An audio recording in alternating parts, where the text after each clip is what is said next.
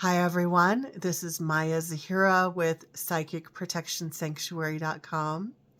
And today I would like to share another story with you. This is the story of why I do the work that I do now, working with people all over the world with issues of psychic attack, entity interference, and negative spiritual situations. So as I'm doing this recording, it's spring 2026. The story that I'm going to share with you happened almost exactly 10 years ago. So it was the spring of 2016. At that time, I had been working for about 20 years as a spiritual teacher, working with all sorts of aspects of spirituality that were very uplifting for clients and students. And to my surprise, I ended up experiencing a very severe entity attack. So if you've been following my channel and listening to interviews when I've been interviewed by other podcasts, I tell this story quite often, but I'm going to share a different portion of it today. So the part that I share pretty often is that I went to a colleague to get a second opinion about a situation that I was dealing with. And unbeknownst to me, the Council of 12 Angels that she thought that she was working with was actually not a Council of Angels. It was one false light entity. It was a trickster, imposter entity. It was a jinn that was one jinn entity shape-shifting into 12 angels for this colleague of mine.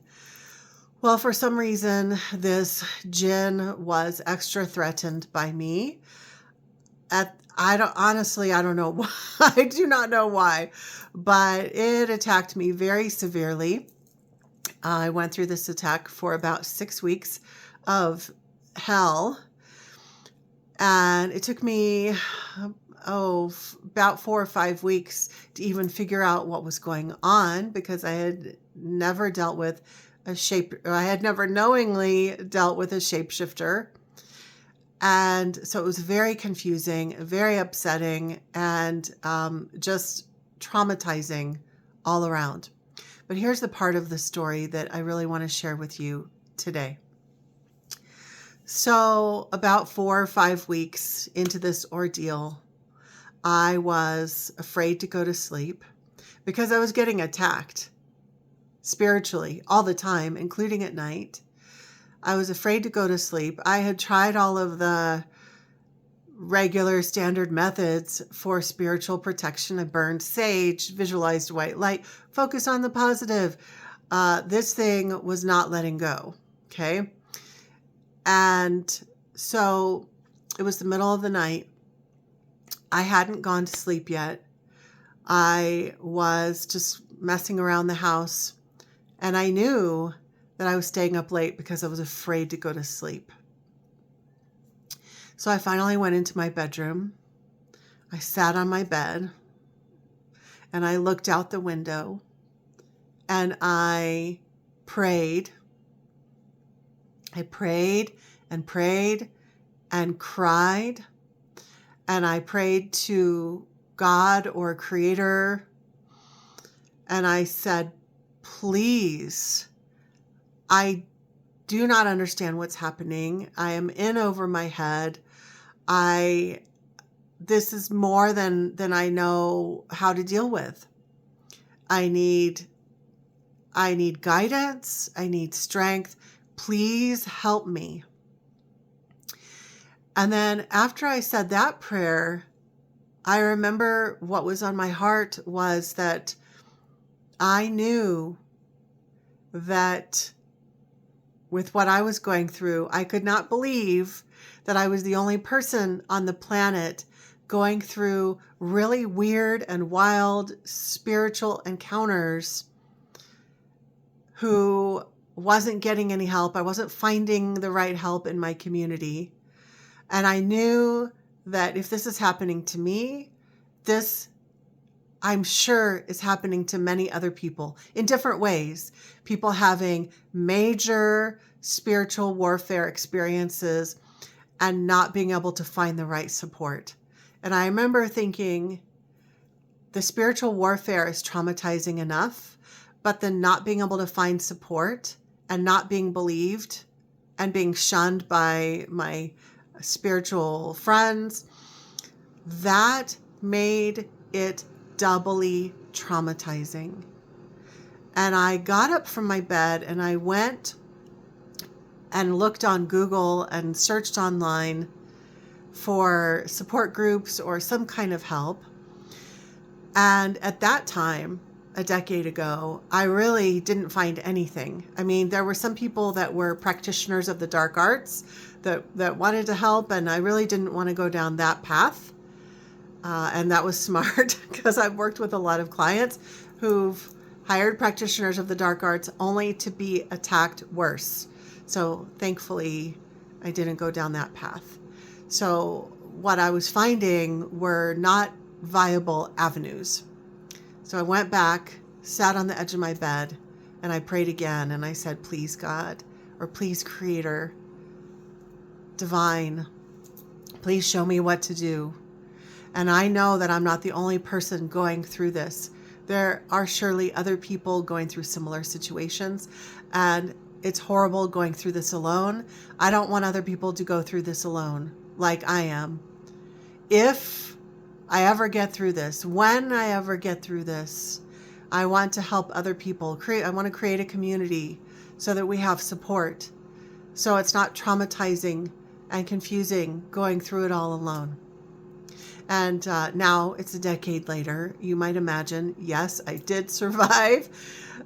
It was, really a matter of a couple more weeks before I figured out what was going on. And then over the next few months after that, I wasn't even trying to find people. People started finding me. People started bringing their loved ones to work with me with spiritual warfare situations. And the rest is history. I've worked with people all over the world. But I just wanted to share that story. A new student of mine asked me when we first met over Zoom, why, with how traumatic that situation was that I went through, why did I decide to work with others? Why am I doing this work? And I told him this story of I prayed and I vowed, I made a vow, if or when I get through this, I want to help other people. And I know that the people in my current community, I'm getting choked up, throat chakra. I know that the people in my current community, Spiritual Empowerment Academy, they feel the sense of community that we have with each other, because so many of them have expressed that they also felt traumatized and confused and alone because they were dealing with major spiritual warfare situations without a community, without help, without guidance. So that is the story of what even got me on the path. So number one, going through that attack was what put me on the path of doing this work.